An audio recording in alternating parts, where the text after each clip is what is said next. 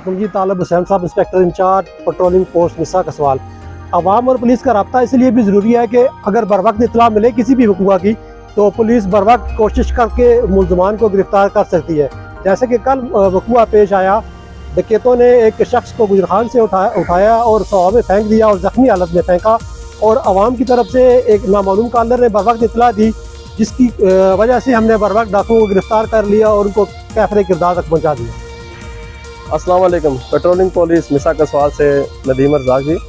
जैसा कि हमारे माशरे में बहुत सारे लोग इस बात से डरते हैं कि अगर इतला दी किसी भी जुर्म की या किसी वक़ूआ की तो हमारे ख़िलाफ़ एक्शन होगा, तो ऐसा हरगिज़ नहीं है। इतला देनी चाहिए बर वक्त, ताकि बर वक्त फोर्सेस उस मामले को निपटा सकें और जराइम पेशा अनासर को रोक सकें, मुल्ज़मान को पकड़ सकें। बहुत शुक्रिया, थैंक यू।